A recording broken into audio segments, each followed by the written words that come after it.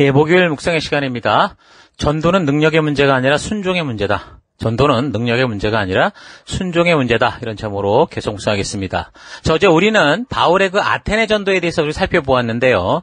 이제 꼭 기억해야 될 것은 다른 어떤 것보다 이제 바울이 그 아테네를 보면서 격분했다는 것인데, 뭐 그게 화가 나고 짜증났다는 게 아니라, 마치 이제 과거 자기와 같이 그 착각 속에 그 엉뚱한 자신의 기대를 질린 것처럼, 그게 참된 하나님인 것처럼 착각하며 살아가는 그런 영혼들에 대한 너무도 안타까운 마음이 있었다라는 거죠. 그러니까 내가 이 사랑의 빚진 자라는 겸손한 마음이 없으면 우리가 아무리 교회에서 성실하고 열심히 봉사하고 애쓰고 있다고 해도 아마도 그런 삶 자체가 어쩌면 뭐 마음속으로 굉장히 고역처럼 느낄 겁니다. 그래서 순종한다는 자리에는 있는 것 같은데 이제 짜증내고 늘 불평과 뭐 불만이 튀어나오는 그런 삶을 살게 되는 거죠. 그러니까 내가 죄인 중에 괴수로 살다가 완전히 죽어야 되는 그 사형장에서 그 죽음 직전에 예수님께서 이제 당신의 목숨을 대신 주셔서 나를 위해 죽으시고 나에게 새로운 삶의 기회를 주었다는 이런 빚진 자의 마음, 이 감사하는 마음이 우리 평생에 우리 마음속 깊은 곳에 있어야 됩니다. 그래서 그 사랑을 기억할 때마다 울고 또 울 수 있는 그 부드러운 마음, 그래서 또 다른 영혼들을 사랑하고 품을 수 있는 그 귀한 예수님의 마음이 있어야 됩니다. 예수님께서 살아계셨다면은 나보다 더 수많은 영혼들을 구원하셨을 건데 그 예수님께서 바로 나 때문에 당신의 목숨을 주시고 나에게 그 영혼들을 부탁하신 것, 이 사실을 우리가 잊지 않아야 겸손한 성도가 될 수 있습니다. 근데 어떻게 사실 뭐 이런 마음을 가져라 강조하고 명령한다고 될 수 있겠습니까? 안 되죠. 그래서 우리 스스로 늘 나를 부르신 하나님의 그 사랑 안으로, 그 말씀 안으로 날마다 들어가서 나를 구원하신 그 사랑을 묵상하고 그 예수님의 귀한 그 십자가의 사랑을 우리가 깊이 마음속 깊이 되새기고 또 묵상하는 삶, 그런 삶을 살아야 됩니다. 그래서 정말 그 예수님을 바라볼 때마다 내가 겸손해질 수 있는 그 자리까지 나아가게 되는 게 이제 묵상의 삶인 거죠. 그래서 그런 예수님의 생명으로 새 생명을 살 기회를 우리가 얻었으면서도 성도로서 그 은혜를 잊은 그 배은망덕하고 뻔뻔한 그런 사람으로 살아가지 않도록 부드러운 마음을 가지고 사는 우리가 되기를 바랍니다. 그리고 판테온, 그 만신전을 가질 만큼 아테네 도시와 그와 다를 바 없는 이 세상의 모든 나라들을 보면서 그저 우리와 다른 길을 가는 삶이라고 생각하고 끝나는 게 아니라, 저들이 그만큼 참 진리를 만나기 원하고 있고 참된 창조주를 찾고 있구나. 그래서 그렇게 신을 찾고 철학을 찾고 무슨 뭐 진화론이니 뭐 어쩌니 저쩌니 이런 소리들을 하고 있는 거구나 라는 이 그들의 영혼의 외침을 우리가 잊어서는 안 되는 겁니다. 그러니까 자기가 인생 바닥을 치고 다 망하고 나서 그 인생 깨닫게 될까봐, 다시 말해서 그 아버지의 유산을 미리 챙겨서 세상으로 갔다가 결국 망해 돌아오는 탕자처럼 될까봐 정말 간절하게 그 부모가 자녀들에게 조언을 하는데 절대 귀를 기울이지 않고 고집피고 자기 원하는 대로 행동하는 자녀들을 보는 그 아버지의 마음, 그 안타까운 마음, 그게 우리에게 있어야죠. 성도들에게 있어야 되는 겁니다. 그래서 예수님께서 이 땅에 오심으로 이제 분명하게 선포하신 것은 세례 요한도 그랬고 여기 지금 바울도 말하는 것처럼 하나님의 심판의 날이 이제 정해졌습니다. 그때가 언제인지는 모르지만 분명히 정해진 건 사실이에요. 그래서 하나님께서 그리스도를 보내신 것이고 확실한 구원의 길을 열어놓으셨다라는 거죠. 그래서 회개하고 돌아와라. 그 말은 뭡니까? 협박이 아니라 지금 그 길이 죽음의 길이니까 여기 정말 생명의 길, 이 구원의 길, 영생의 길, 안전한 길로 돌아와라. 그런 말이 회개하라는 말이겠죠. 잊지 마십시다. 그래서 우리는 이런 하나님의 진실한 마음을 아는 성도가 되어야 되고, 그래서 우리는 우리가 살아가는 삶의 더 곳곳에서 이런 하나님의 사랑, 예수님의 사랑을 전하고 알리는 그런 증인된 삶을 살아가야 되는 것 잊지 마십시다. 자, 이런 마음을 가지고 바울은 베레아에서 이제 도망치듯 쫓겨와서 도착한 아테네에서도 이제 그 하나님의 진실한 뜻을 전하고 외치는데, 바울이 전하는 이야기가 분명히 이해됐기 때문에 사람들이 조롱하고 비웃었다라는 거죠. 그러니까 결국은 믿음의 선택에 이제 그 앞에 섰다라는 걸 볼 수 있습니다. 그래서 우리가 여기서 기억해야 될 중요한 것은 사람들이 바울의 이야기를 듣고 뭐 조롱을 했든 궁금해하든 믿든 믿지 않든 지금 분명하게 하나님이 누구시고 어떤 일을 하셨는지를 분명하게 이해하고 알게 되는 구원으로 초대됐다라는 건 확실하다는 겁니다. 그래서 바울이 아테네 도시 전체의 이슈거리가 되면서 복음을 전한 이 사실이 증거하는 것은 바로 뭘 말하는 겁니까? 하나님께서 이 세상에 태어나는 그 누구든 지금 이 아테네 시민 모두에게 하나님의 뜻을 전하듯 이 세상에 태어나는 그 누구든 분명히 하나님 나라로 부르시고 그 구원으로 초대하고 계신다라는 겁니다. 거기에 바로 우리가 부름을 받은 거고요. 초대장으로. 그래서 사도 바울이 2차 전도 여행에서 많이 핍박당하여 도망치고 다니더라가 그 중요한 게 아니라 저들이 하나님을 거절하고 죽이고자 해도 하나님께서는 저들을 포기하지 않고 세상의 모든 사람들 이 한 영혼 한 영혼을 구원의 길로 부지런히 초대하시며 심판의 날 구원의 길로 나아가게 하실 수 있는 그런 이 전도의 일을 하고 계신다라는 거죠. 이걸 우리가 기억해야 됩니다. 사도행전에서 삼위일체 하나님이 일하시는 역사다. 그렇게 얘기를 했잖아요. 또한 그 하나님의 진심을 아는 성도들이 이 땅에서 살아가는 사명의 삶을 바울이라는 이 모델을 통해서 우리가 어떤 삶을 살아야 되는가 성도의 보편적인 삶을 보여주고 있는 게 사도행전이다 그랬습니다. 여러분 절대 잊지 마십시오. 하나님은 아테네에 사는 이 모든 사람들도 그래서 분명한 하나님의 진심을 알게 하셨고 저들을 구원의 자리로 부르시고 초대하신 건데 근데 그 초대받은 사람들이 말씀을 듣고 하나님이 하신 일에 대해 분명하게 알게 될 때 뭐 저들 스스로 믿음을 선택하거나 또는 불신을 선택해서 결국에는 천국과 지옥의 길로 갈라지게 될 수밖에 없는 그런 모습들, 그런 기록이 바로 지금 여기 아테네에서의 기록이었고 우리가 그걸 살핀 겁니다. 그래서 지금 이 바울이 아레오바고에서 전하는 상황은 하나님께서 이 세상 한 영혼 한 영혼을 너무도 소중히 여기시기 때문에 이 그 순종하는 사람, 이 바울을 통해서 아테네 사람들을 하나님 나라로 초대하신 건데 근데 뭐 자기들의 생각, 자기들의 지식, 뭐 자신들의 철학으로 가득 찬 이 아테네 사람들은 결국 복음을 받아들이지 않습니다. 근데 또 보면 그중에 몇몇 사람들은 그런 바울의 이야기를 듣고 바울을 가까이 하면서 믿는 사람들이 있었다. 그렇게 얘기를 하죠. 17장 34절. 몇몇 사람은 바울 편에 가담하여 신자가 되었다. 그 가운데는 아레오바고 법정 판사인 디오누시오도 있고 다마리라는 부인도 있고 그 밖에 다른 사람도 있었다.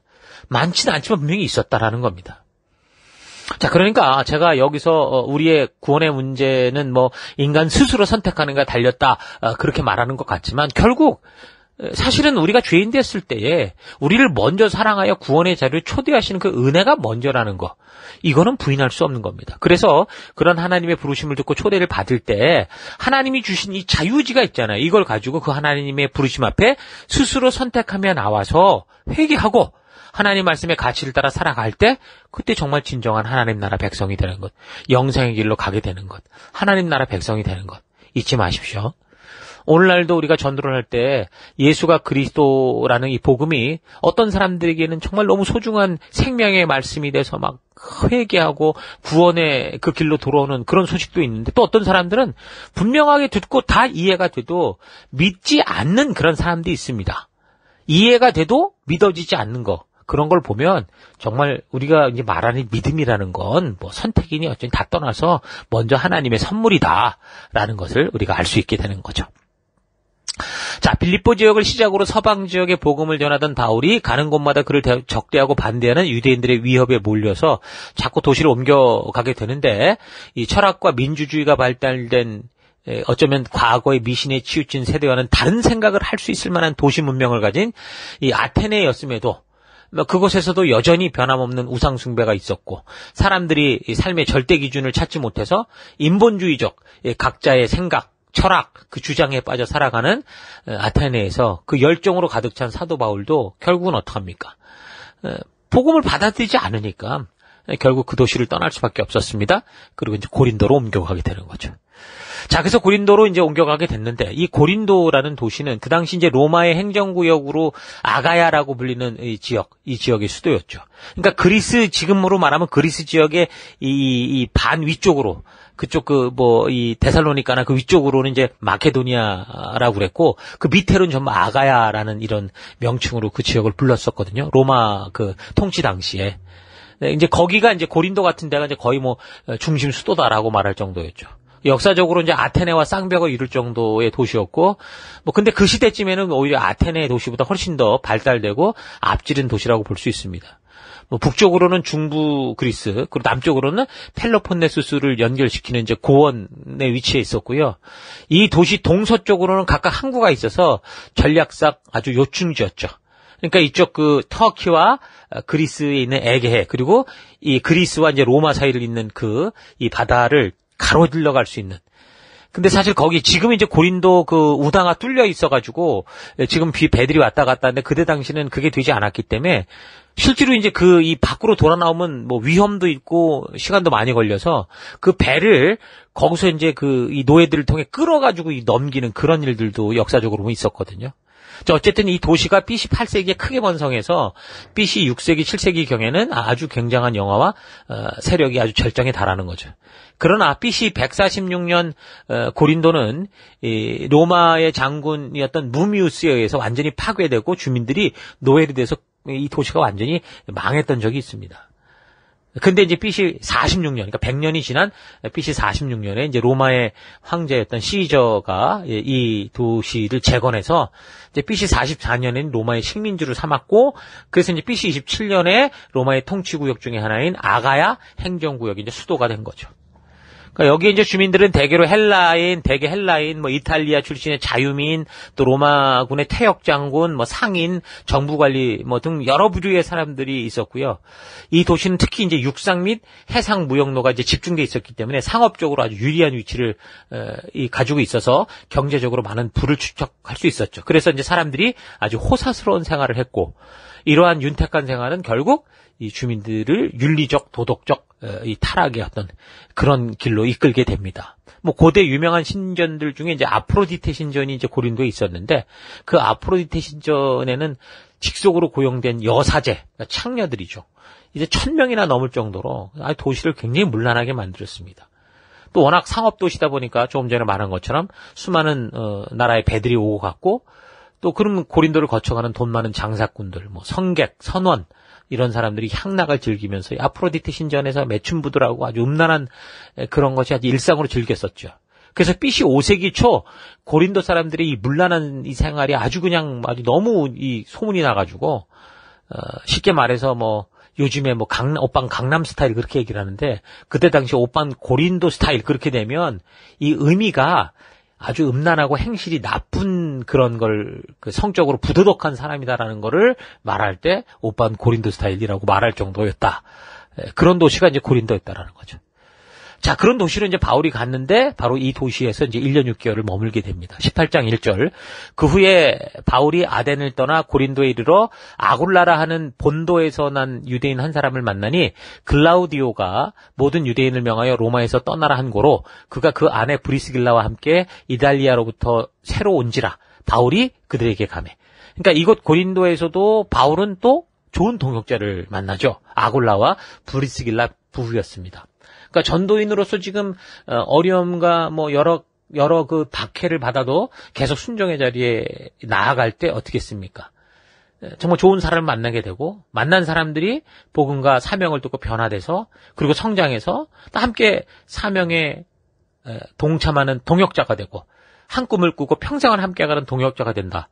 이건 정말 굉장한 축복 아닙니까? 그래서 바울이 전도인으로서 그런 박해 속에서 순종의 자리에 설 때 그런 사람들을 만났다고 그랬죠. 디모데를 만났고, 누가를 만났고, 루디아를 만났고, 뭐 빌립보 감옥에서 간수까지도 만났고, 또 여기 너무 음란한 도시였는데 이 도시 속에서 그래도 순결한 영혼과 사명을 가진 아굴라와 브리스길라 부부를 만나서 평생 동역자가 되는 그런 축복을 누리게 됩니다. 우리 교회도 마찬가지인 거죠. 우리가 지금 셀 사역을 시작해서 벌써 이목 시티에서만 12년, 3년이 됐으니까, 그 전에도 제가 해왔던 그 길을 같이 걸어왔던 지체들이 이제는 뭐 제자가 아니죠. 이제는 동역자입니다. 저의 동역자. 그래서 이제는 뭐 그들도 목사고 나도 목사가 똑같은 거죠. 그런 사실 동역자로서 걷는 그런 게 되는 겁니다. 그런 게 축복인 거고. 그래서 이전에도 말했지만 정말 이 교회 속에서 참 예상치도 않은 그런 이 부름의 자리로 제가 목사의 자리로 나오게 되면서 참 그런 축복을 하나님이 참 많이 주신 것 같아요. 어쨌든 그래서 이제 바울도 이 음란한 도시였는데도 그 안에서 오히려 거룩한 사람을 만나더라는 겁니다. 이 아굴라라는 사람은요, 이 그 로마에서 쫓겨왔다고 그래도 로마 사람도 아니고 또 그리스 사람도 아니고 저쪽 이 터키 쪽이죠.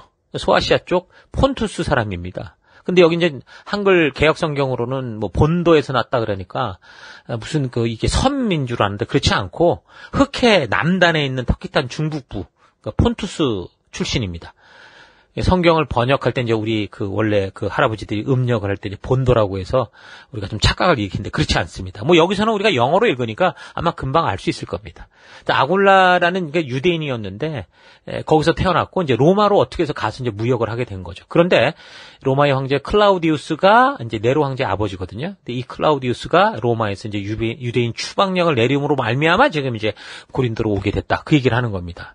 이 추방령이 뭐냐면 AD 49년경이라고 보는데요. 이 클라우디우스 황제 집권 당시 로마에 거주하는 유대인들이 거의 한 5만 명 가까이 됐다고 합니다. 근데 유대인들이 두 파로 갈라져서 다툰 거죠. 근데 폭동이 일어날 정도로 사회적 공공질서를 위태롭게 하면서 이 클라우디우스 황제가 결국 유대인들을 다 쫓아내버린 겁니다. 그러니까 유대인들이 두 파로 나뉘어서 싸운 그 이유에 대해서는 아마도 이제 전통적인 유대인들과 그리고 이제 기독교로 개종한 유대인들 간의 갈등이었을 것이라고 추측을 합니다.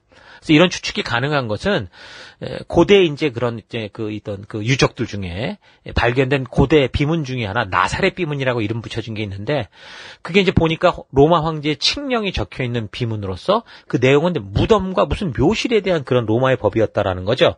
글씨체로 볼 때는 뭐 BC 1세기에서 AD 1세기 사이에 기록됐다 그러니까 굉장히 추정 범위가 넓은데 그래서 정확히 언제라고 사실 단정 지을 수는 없지만 이제 몇몇 연구자들은 여러 가지 상황을 근거로 볼 때 클라우디우스 황제가 유대 총독에게 명령을 해서 내렸던 그래서 나사렛이나 이런 그 이 예루살렘이나 이런 데서 이제 세워졌던 비문이다라는 거죠. 내용이 이제 무덤을 훼손하거나 시체를 손상하는 행위는 아주 엄격하게 금지한다. 그러면 아주 가만히 안 둔다. 이런 내용이었거든요.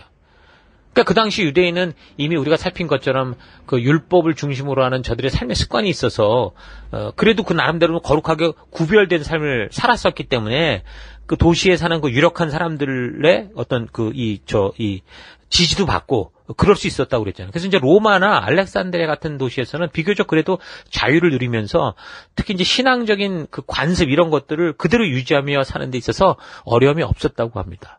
근데 이제 그게 성령의 임재 사건으로 예수가 그리스도다라는 사실이 확증되면서 오순절에 이제 그것을 직접 경험하고 돌아간 사람들이 그들이 돌아간 그 유대인 디아스포라에서 이제 지금 바울 일행이 가는 곳마다 복음을 전하게 되면 막 부딪히게 되잖아요. 이런 것 같은. 그러니까 그들도 거기서 전하게 되니까 그런 충돌이 일어난 거죠. 그러니까 이런 나눔은 이제 뭐 단지 유대인들끼리만 그런 게 아니라 유대인들과 함께 지금 말했던 섞였던 뭐 로마가 됐든 그리스가 됐던 그 유력한 정치인들이나 이런 사람들도 이제 같이 이제 알고 있으니까 듣고 이게 믿냐 안 믿냐 이것 때문에 서로 갈등과 충돌이 아주 심하게 일어난 겁니다. 그래서 그 정도를 예상해 보면 지금 우리가 살피듯이 바울이 유대인들의 폭력과 협박을 피해서 빌립보에서 데살로니가로 데살로니가에서 베레아로 또 거기서 아테네로 도망칠 수밖에 없는 아주 그런 극한의 대립 현상들이 생겼던 것을 우리가 추측해 볼 수 있죠. 그래서 로마 중심지에서도 이런 일이 벌어지면서 이 클라우디우스 황제 때 그 추방을 당한 겁니다. 그러니까 추방이 아니라 뭐 종교 집회 금지였다. 뭐 그렇게도 뭐 기록하는 데가 있는데 분명한 건 이 사건이 황제에게까지 들어갈 정도로 분명히 큰 충돌이었고 사회적 큰 이슈였다라는 건 확실하다는 거죠. 그러니까 이런 복음으로 인한 충돌이라는 거는 지금 뭐 바울이 전도하고 가니까 그때 막 가는 데마다 생기더라 그런 게 아니라 이미 성령 임재 사건을 보고 각자의 삶에 토로 돌아갔던 사람들이 저들이 본 것을 증거하고 말해주는 그때부터 이미 생겼다라는 겁니다. 그러니까 결국 뭐라는 거예요? 하나님께서 직접적으로 주도하시는 그런 일들이 그 복음의 전파가 이루어지고 있었다라는 겁니다. 그래서 다시 말하지만 사도행전의 기록은 어떤 바울이라는 이 한 사람의 뭐 열정적인 헌신을 보여주려고 하는 게 아니고 삼위일체 하나님께서 어떻게 예수 그리스도가 죽고 부활하신 후에 이 새 언약과 약속의 성취를 주도적으로 이루어 가시는가라는 그 역사를 보여주는 게 사도행전이다. 그 역사다라는 거 잊지 마십시오. 그 삼위일체 하나님께서 지금도 여러분 그 일을 주도하고 계십니다. 우리 이 시대도 지금 하나님이 그 일을 하고 계시는 거예요. 그래서 성도된 우리가 해야 되는 게 뭐예요?